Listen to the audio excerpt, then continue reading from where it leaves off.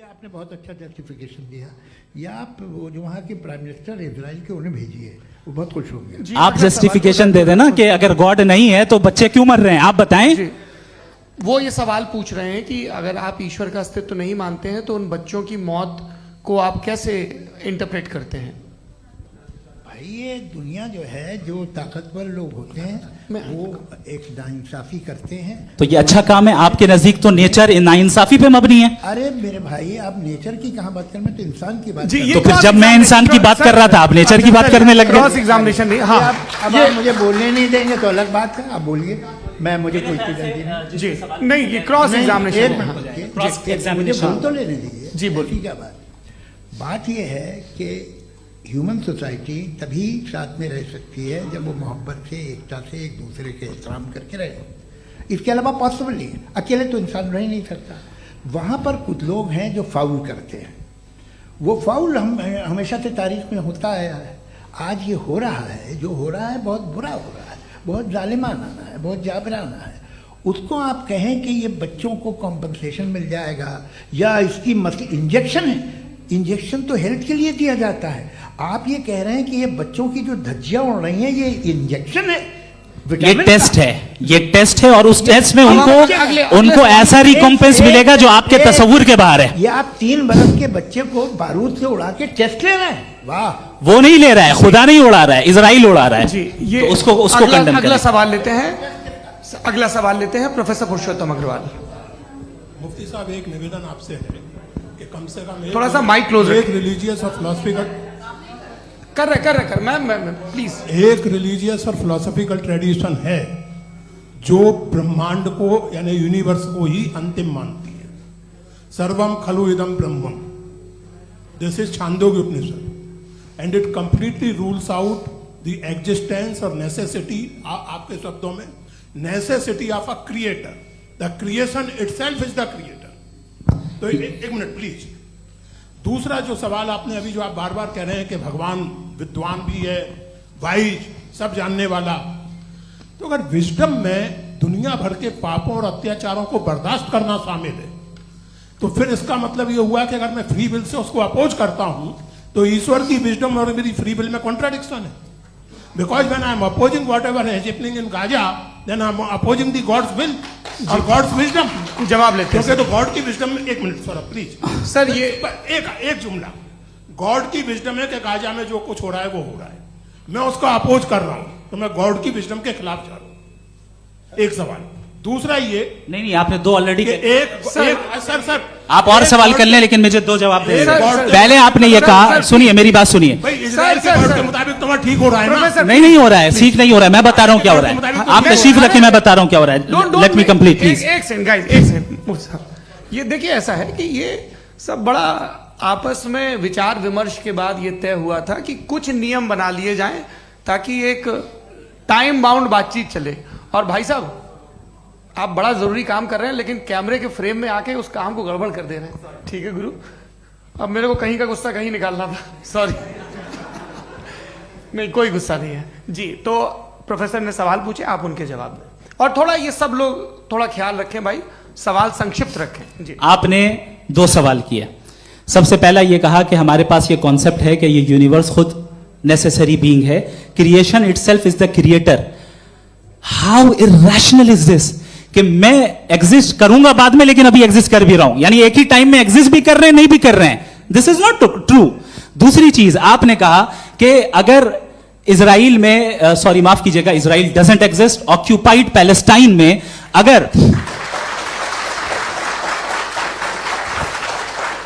अगर occupied Palestine में बच्चों को मारा जा रहा है फ्री विल की वजह से और गॉड नहीं रोक रहा, ये कॉन्ट्रडिक्शन है। ये बताइए कि एक एग्जाम में एक बच्चा गलत आंसर लिख रहा है, सुनिए, एग्जामिनर चाहे तो रोक सकता है, क्यों नहीं रोक रहा है? ये कॉन्ट्रडिक्शन है, ये कॉन्ट्रडिक्शन नहीं है। माइक नहीं सर, ये आपस में जी, ये क्या आपका सवाल?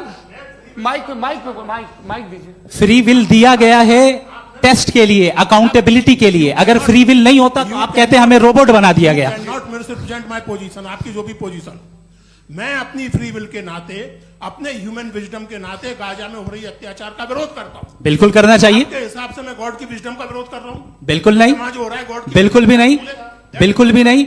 उसका वहां पर गाजा में कत्ल होना ये इंसानों के गलत इस्तेमाल का नतीजा है, फ्री विल के इस्तेमाल का नतीजा है। गॉड इसका हुक्म नहीं देता, उससे रोकता है। भाई- यही तो मसला है ना, आपके लिए कॉन्सेप्ट क्लियर नहीं है। नहीं भाई, आपने तो बताया था इंजेक्शन लगाने से बच्चे को तकलीफ होती है, ये इंजेक्शन लगा। सर आप ऐसे रेटोरिक स्टेटमेंट दें तब तो कोई नहीं, मसला नहीं आपने समझते बोला कि रहेंगे। Injection this is a rhetoric statement, this is not a logical argument sir. I am sorry, I am sorry. आखिरी 30 मिनट बड़े मुश्किल होने वाले हैं। जी मुफ्ती साहब आगे बैठे हैं, इनको माइक दीजिए।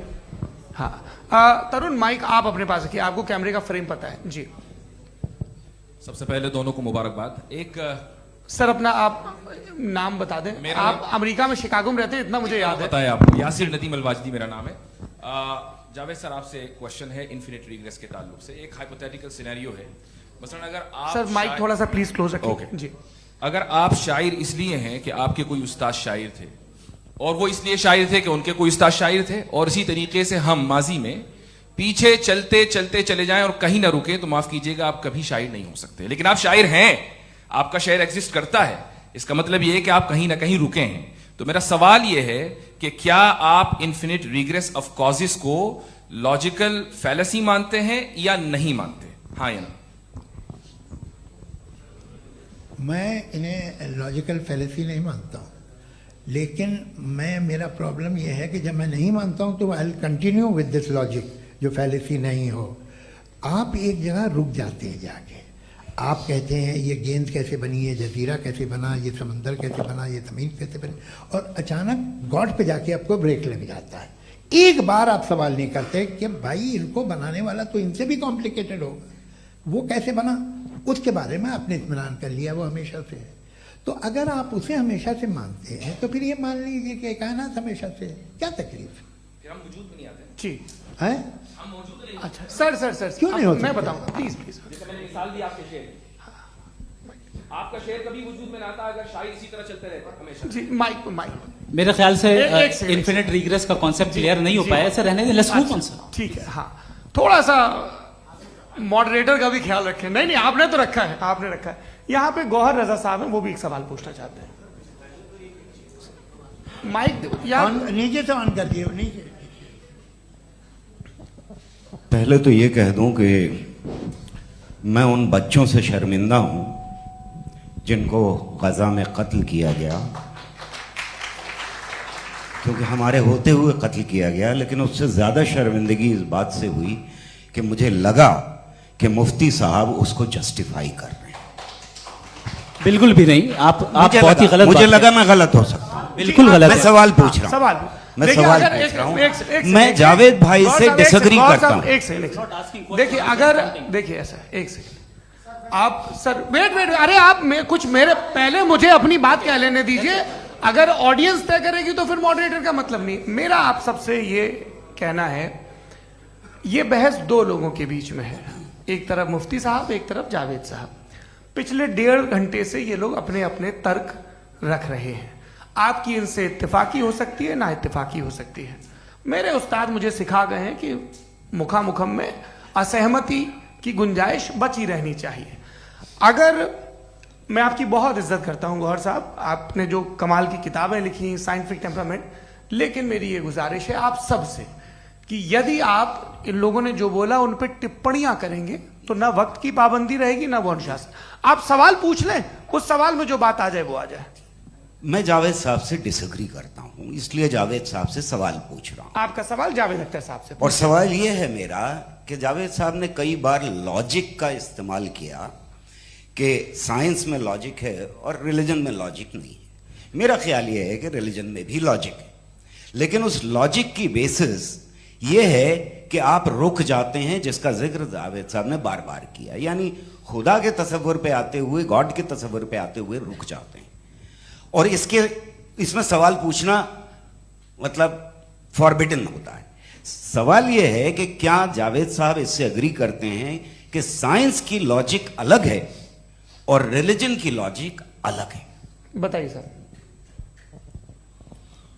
देखिए, 3 चीज़ें हैं, साइंस है, एक है मंतिक है, इस्तिदलाल है, और एक जो है कुछ भी नहीं है, फेथ है, अकीदा है। मैं अकीदे की लॉजिक का कायल नहीं हूँ। मुझे आप इस्तेदाल से, लॉजिक से, रीज़न से समझाइए, मैं मानने को तैयार हूँ, मेरा क्या नुकसान होगा। लेकिन ये कि अकीदे पे मैं नहीं जा सकता हूँ। अकीदे का मतलब है कि तुम ये मान लो, सवाल ना करो, ये नहीं।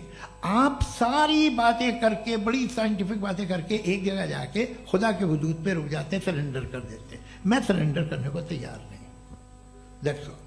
जी, ये आगे सर बैठे हुए हैं, इनको माइक दीजिए। भाई वो आप पूछना चाह रहे थे ना भाई? हाँ, नहीं मैं ये थैंक यू। जी, आपका नाम? आसिम इफ्तिखार। आसिफ जी, पूछिए।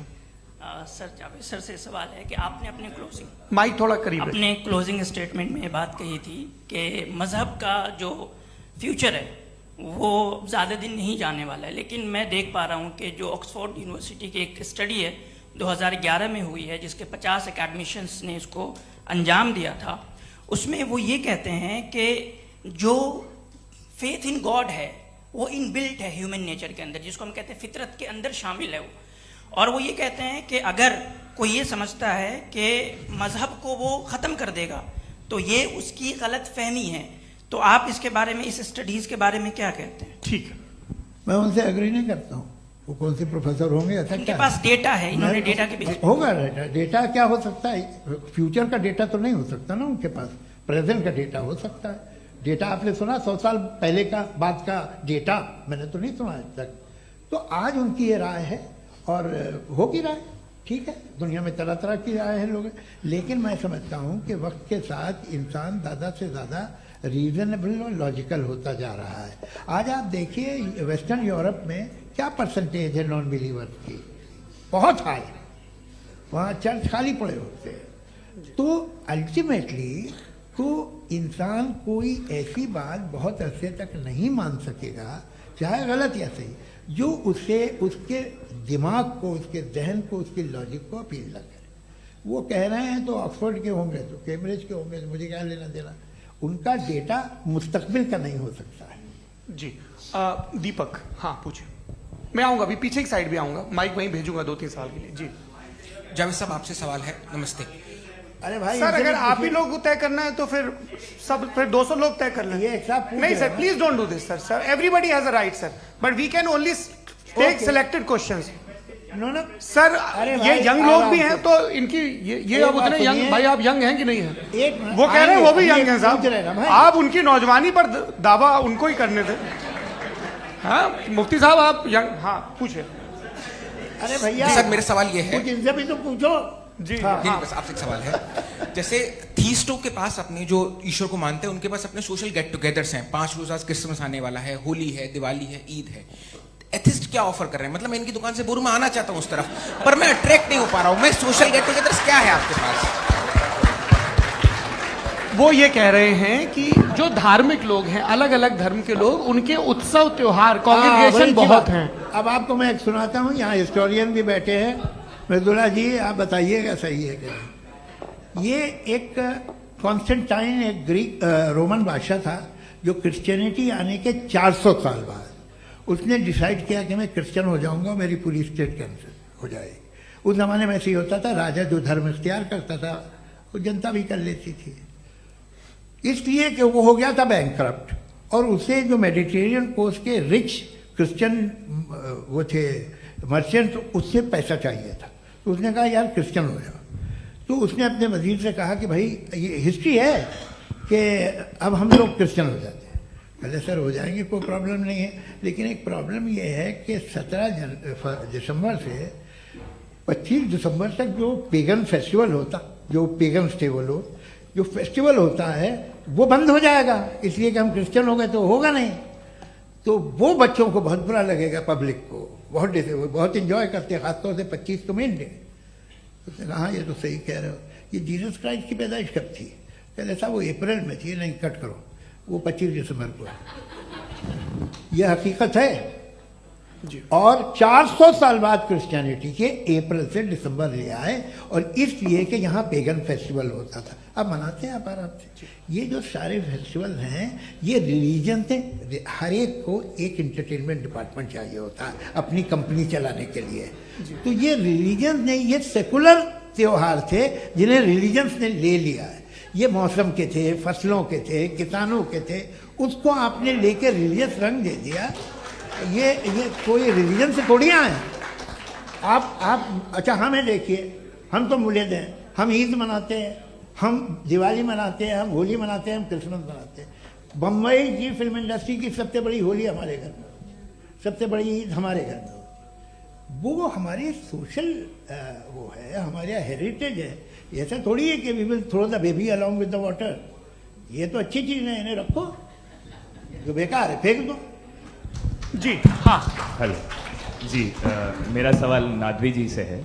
जैसा कि आपने बोला कि गॉड टाइम के भी परे है और गॉड इतनी कॉम्प्लेक्स चीज़ है कि उसे ह्यूमन माइंड समझ नहीं सकता, और गॉड ने अर्थ पे फ्री विल भी दे दी है, तो आप अपना वक्त ज़ाया क्यों कर रहे हैं गॉड के बारे में बात करके? अपन को तो बात करनी चाहिए कि सोसाइटी को बेहतर कैसे करें। जी मैं गॉड वही बताता है सोसाइटी को कैसे बेहतर करे। अभी मैं आपका जवाब देता हूं। आपने कहा कि टाइम पे वो एग्जिस्ट नहीं करता, सो मेरा सवाल ये है कि जैसा आपने बोला कि गॉड बहुत ही कॉम्प्लेक्स चीज है, मैंने और कहा ही नहीं कि कॉम्प्लेक्स है, तो आपके अल्फाज हैं। कॉम्प्लेक्स का लफ्ज गॉड के लिए सुइटेबल नहीं है। क्यों? क्योंकि कॉम्प्लेक्स वो चीजें होती हैं जो ऑब्जेक्ट हो। God is not an object जिसको आप इंस्ट्रूमेंट के जरिए लेबोरेटरी में जाके टेस्ट करें, oh it's very complex. No, वो कोई कार का इंजन नहीं है। मेरा वो सवाल फिलोसॉफिकली नेसेसरी बीइंग ऐसी बीइंग है जो सिंपल बीइंग है। हाँ, आप उसको मुकम्मल तौर पे उसकी तमाम हिकमतों को जान ले और हर चीज को जान ले, ये पॉसिबल नहीं है, क्योंकि वो ऑल वाइज है, आप ऑल वाइज नहीं है, और वो खुदा है, वो आपको सारी चीजें बता दे, ये जरूरी नहीं है। मेरा सवाल ये नहीं था। मेरा सवाल ये था कि जब गॉड इतना परे है इस दुनिया से कि उसने अर्थ पे फ्री विल भी दी है, हम सब ह्यूमंस की फ्री विल है, और जो सोसाइटी में हो रहा है वो अपन लोग डिसाइड करेंगे, तो God अपन के लोग बारे डिसाइड में नहीं बात करेंगे करने ना, की- अपन लोग डिसाइड नहीं करेंगे। गॉड जो है, गॉड ने वो उसकी जात, उसकी एग्जिस्टेंस टाइम एंड स्पेस से परे है, लेकिन वो हमारा टेस्ट ले रहा है और उसी गॉड ने हमें बताया कि तुम्हें क्या करना है क्या नहीं करना है, तो जाहिर है उस गॉड की बात सुनेंगे ना हम। जी वो पीछे एक चश्मा लगाए जो मैम खड़ी हैं, उनको दीजिए। हाँ आप जी जी बिल्कुल आएंगे। देखिए मैं कोशिश कर रहा हूँ सब तरफ जाने की। हाँ उनको दीजिए माइक। जी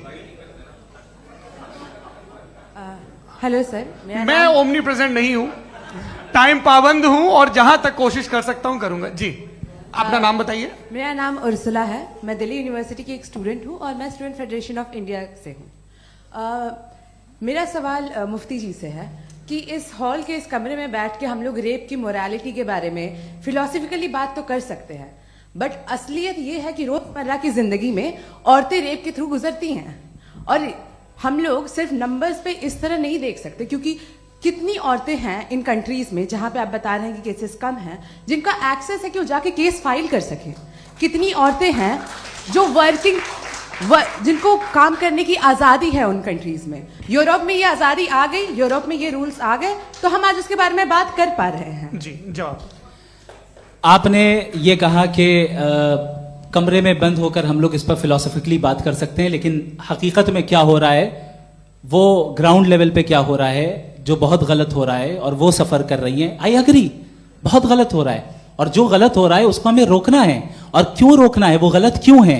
हमारे पास इसका ऑब्जेक्टिव फाउंडेशन है, इनके पास उसका ऑब्जेक्टिव फाउंडेशन नहीं है। मैं ये कहना चाह रहा हूं कि जहां पे भी जुल्म हो रहा है, जहां पे भी औरत पे जुल्म हो रहा है, या उसकी इज्जत लूटी जा रही है, या उसे तकलीफ पहुंचाई जा रही है, और सिर्फ औरत नहीं, किसी इंसान के ऊपर भी जुल्म हो रहा है, तो उसके खिलाफ खड़ा होना, ये मॉरलिटी हमारे पास गॉड के पास से आई है। वरना जावेद साहब तो कह रहे हैं कि जो है मेजॉरिटी डिसाइड करेगी, तो मेजॉरिटी तो कभी भी बदल सकती है। क्या आप हाँ। ये थोड़ी सी आपको गलतफहमी है। मैं अगर मेरे जुमले से ये मदनत निकला या मैंने कहा, तो ये जुमला मैं वापस लेता हूँ, ये मेरा मतलब ही नहीं था कि मेजॉरिटी डिसाइड करेंगे। मेजॉरिटी डिसाइड करे तो दुनिया में बड़ी वैसे आपने कहा था ये जुमला, अच्छा हो सकता है, मैं मान रहा हूँ, बाद में रिकैप कर लेंगे। अरे बाएं नहीं हाथ। भाई, एक जी, सेकंड मैं अपनी एक्सप्लेनेशन दे रहा हूँ। मुनासिब बात यह है कि हम सब के सब दिल में जानते हैं कि क्या अच्छा है क्या बुरा है, हमें पता है अच्छी तरह से। जो लोग बुरे काम करते हैं उन्हें भी मालूम अच्छा क्या है।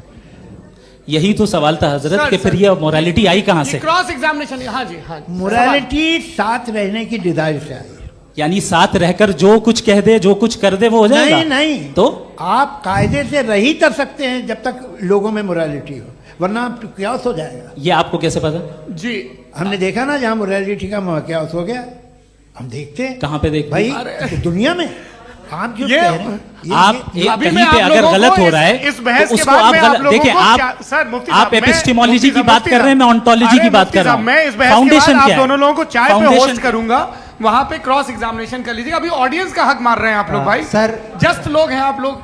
और ये भाई ये एक ये हाँ बच्चे- उधर उधर आएंगे, उधर इनको आएंगे। भी। जी सर आएंगे आएंगे। अच्छा सर मेरा नाम लईकुर रहमान है और मैं अलीगढ़ मुस्लिम यूनिवर्सिटी का स्टूडेंट हूँ। और जहाँ तक मुझे पता है कि sir you are also product of Aligarh Muslim University. मैं भी उसी चमन का बुलबुल हूँ। हाँ सर, तो बहुत खुशी हुई मुझे जान करके कि मैं आपसे मिलूंगा। सवाल सर मेरा सवाल यह है, सर सैयद अलैहि रहमा का नज़रिया यह था कि खुदा के वजूद को अक़ल के दायरे में रह करके तलाश करना, न कि पूरी तौर से उसका इनकार कर देना। Sir how will you define it? नहीं तो ये तो आप इन्हें बताइए। ये सर, अकल सवाल में रह आपसे। के खुदा का वजूद साबित कर रहे हैं। तो सर आपने सैयद इनकार मना किया। कर रखा है, इस वजह से मेरा क्वेश्चन उन्होंने यही सर से एक सेकंड, सर सैयद ने यही कहा ना कि जी। अकल से आप खुदा के वजूद को हाँ। साबित नहीं कर सकते, यही कहा ना भाई। वो उन्होंने कहा कर सकते हैं और वो कर दिया गया आज। हाँ, वो फोन दो। तलाश करना या साबित करना अकल से अकल से नहीं सर हो सर अरे सवाल तो सुन लीजिए जी। अकल से नहीं हो सकता है, यही कहा ना आपने। अकल से हो सकता है। अरे वो यही कह रहे हैं भाई, आप बता रहे हो सकता है, वो तो कुछ और। आप अगर सर देखो नौजवान फोन ले लो, वो इतनी कमाल की यूनिवर्सिटी है। अरे भाई दे दो मेरी उन्हें बात जरा तो- एक मिनट, अरे दे दो मेरे भाई माइक। मेरी बात सुनो, नहीं, माइक मैं पे समझ- बोलो ताकि जो लाखों लोग देख रहे हैं माइक दे दो ना। अरे देंगे ना माइक, तुम ठहरो तो। हाँ सर मेरा सवाल ये था कि सर सैयद अलैहि रहमा का एक नज़रिया था अपना कि खुदा का जो वजूद है उसको अकल के दायरे में रह करके तलाश करना है, न कि पूरे तौर से इनकार कर देना है। ये उनका कॉन्सेप्ट था। लेकिन मेरा सवाल ये है कि आप इसको कैसे डिफाइन करते हैं, एक्सप्लेन कैसे करेंगे? मैं आपसे मैंने जानना अकल चाहता के दायरे हूँ, में क्योंकि you are the product of Aligarh Muslim University. मुझे अकल के दायरे में रख के मैंने बहुत तलाश की, मुझे मिला नहीं। हाँ ये इधर उधर वो चश्मा लगाए जो, हाँ उनको दे दीजिए। जी जी फटाफट पूछिए, बस 5 मिनट है, 5 मिनट में खत्म हो रहा है। हाँ अस्सलाम वालेकुम मुफ्ती साहब। एंड मेरा सवाल जावेद अख्तर साहब से। क्या नाम है आपका? अरे भैया सब मुझे तो पूछ रहे हो यार। हाँ। फैज फैज पूछिए फैज साहब। तो मेरा सवाल ये है कि अभी जो एथियस्ट है वो problem of evil argument use कर रहे हैं अगेंस्ट मुस्लिम्स, राइट? कि इस दुनिया में इतना सारा इविल है और अगेंस्ट मुस्लिम तो यहाँ अगेंस्ट थियस्ट। हाँ थोड़ा सा करेक्ट कर लीजिए भाई, पूरी मशक्कत ही इसी बात की थी कि किसी एक मजहब पे बात न टिके। जी, तो बेसिकली ये आर्गुमेंट ऐसा है कि इस दुनिया में इतना ज्यादा इवल एग्जिस्ट करता है और अगर एक ऑल गुड गॉड है तो वो रोकता क्यों नहीं है? लेकिन इस सवाल में एक हिडन अजम्पशन ये है कि इस दुनिया में ईवल एग्जिस्ट करता है। अब एथियस्ट ये कैसे ऑन्टोलॉजिकली प्रूव कर सकते हैं कि इस दुनिया में ईवल एग्जिस्ट करता है? मैं आपको बताता हूँ, थोड़ा सा समझा। नहीं सर सर एक सर, मिनट, सर, मे- आप मेरा हम लोग सवाल इनको पूरा सुनिए। नहीं please don't do. I want to explain नहीं ऑन्टोलॉजिकली। हम समझ गए सर, इनको अब जवाब देने दीजिए। अच्छा सवाल पूछ लो। मैं अभी तक क्या था वो मैं थोड़ा सा ऐड ऑन कर लेता हूँ। तुम गुरु, तो हम जब इसका राउंड 13 करेंगे ना तब तुमको स्टेज पे बिठाएंगे। जी तो हाँ जल्दी से। तो देखिए एथियज्म के हिसाब से सब कुछ रैंडमली बन गया है, सब कुछ एटम्स और मॉलिक्यूल्स है। एक पत्थर में और मुझ में सिर्फ इतना फर्क है कि हम लोग एटम्स और मॉलिक्यूल्स का अलग अलग रीअरेंजमेंट है। अब एक पत्थर को कोई इंसान तलवार से 2 टुकड़ों में काट दे या मुझे, according to atheism it is same. There is no evil and good according to atheism. जी जी अच्छा फैज साहब का सवाल ये है कि हाँ कोशिश भी करते तो इससे गलत सवाल नहीं कर पाते। एक लाइफ फॉर्म है और लाइफ फॉर्म में फीलिंग्स हैं, मतलब लाइफ फॉर्म सुनता है, देखता है, टेस्ट कर सकता है, फील कर सकता है। तो उसकी जो ये जो क्वालिटी इस बबल में आ गई हैं वो जानवर में भी है, इंसान में भी है। तो जाहिर है कि उसे कोई तकलीफ पहुंचेगी, तो चूंकि उसके पास वो सेंसिटिविटी है तो मैं करेगा। पत्थर में वो सेंसिटिविटी नहीं है। तो ये क्या सवाल हुआ कि अगर पत्थर को काटा तो पत्थर को तकलीफ नहीं होती, तो आपको काटे तो आपको क्यों तकलीफ हो? बैठ जाइए। जी हाँ अगला सवाल। हाँ पूछे जी जावेद अख्तर साहब। अरे भैया सब आप लोग मुफ्ती साहब को छोड़ रहे हैं और मेरे ही पीछे पड़े हैं क्या? फिर चलो बोलो भाई। You asked how God can exist when children die in Gaza. हाँ You asked how God can exist when children die in Gaza, and you also mentioned the rise of atheism in Europe. But the same events also are leading many atheists and non-believers to turn towards faith. How do you interpret this contradiction, where suffering pushes some away from God, yet brings others closer to belief? बहुत देखिए, सुंदर सवाल। आपको एक बात बताऊं, दुनिया perfect तो कहीं भी नहीं है, हर जगह कुछ खामियां हैं। बेटा एक मिनट, मैं आप ही को कहेंगे, देखो वो तो कुछ खामियां, कमजोरियां, खराबियां सब जगह है। लेकिन अगर देखोगे ईमानदारी से कि दुनिया सबसे ज़्यादा महज़ब कहाँ है, एक आम शहरी को कहाँ हुकूक हासिल हैं, वो बोल सकता है, अपनी मर्ज़ी से काम कर सकता है, अपनी मर्ज़ी से राय दे सकता है, हुकूमत के ख़िलाफ़ बोल सकता है, बरसरे इक़्तिदार लोगों के बारे में बोल सकता है, सरमायादारों के ख़िलाफ़ बोल सकता है। तो आपको ये स्कैंडिनेवियन कंट्रीज़ में मिलेगा, वेस्टर्न यूरोप में मिलेगा। मैं नहीं कह रहा वो परफेक्ट है, बिल्कुल नहीं, वहाँ बहुत खराबियाँ भी हैं, परफेक्ट तो कोई। लेकिन जिन जिन मुल्कों में, लैटिन अमेरिका देखो, गल्फ देखो, वहाँ पर आपको ये ज़रूर है कि रेप नहीं होते होंगे। रेप की ज़रूरत क्या है भाई, उसको तो ख़रीद लो, घर में रखो, सड़क पर रेप करने की क्या ज़रूरत है। मगर सुनिए सुनिए सुनिए, मगर हकीकत ये है कि वहाँ शख्सी आज़ादी राय देने की, बोलने की नहीं है। जी, ये एक आखिरी सवाल मुफ्ती साहब से। हाँ मैम, इनको माइक दीजिए। शुक्रिया। मेरा नाम मनीषा है, मैं हरियाणा से आई हूँ। मैं मुफ्ती साहब से एक बात पूछना चाहती हूँ। आप बार बार जावेद साहब को कॉन्ट्राडिक्ट तो कर रहे हैं कि आपने ये कहा, लेकिन आप भी अजम्पशंस के बेसिस पे बात कर रहे हैं। आपने खुदा के होने का कौन सा प्रूफ पेश किया है, खुदा की एग्जिस्टेंस का? अब इस सवाल को अलग रहने दीजिए, कौन एथीस्ट है कौन नहीं है। और दूसरी बात जो आपने एक छोटी सी कही थी कि ये फ्री विल का इस्तेमाल करता है इंसान अपनी, लेकिन इस फ्री विल का इस्तेमाल में मतलब खुदा ने ये दे दी सबको ये इजाजत कि वो कितना घिनौनापन और कितने ज्यादा खराब से खराब तरीके इस्तेमाल कर सकता है। जवाब सुनते जी। आप फ्री विल को मानती है ना, या कहती है कि फ्री विल नहीं है ना, मानती है ना? तो अब आपके पास इसका कोई एक्सप्लेनेशन नहीं है कि अगर एक इंसान उस फ्री विल का इस्तेमाल करके गलत काम कर रहा है और बच के अच्छी जिंदगी गुजार के निकल जा रहा है, उसका कोई रिकॉम्पेंस नहीं है। हमारे वर्ल्ड व्यू में जो इंसान गलत काम कर रहा है उसको भी रिकॉम्पेंस यानी उसका बुरा बदला मिलना है, और जो सही काम कर रहा है उसको सही बदला मिलना है।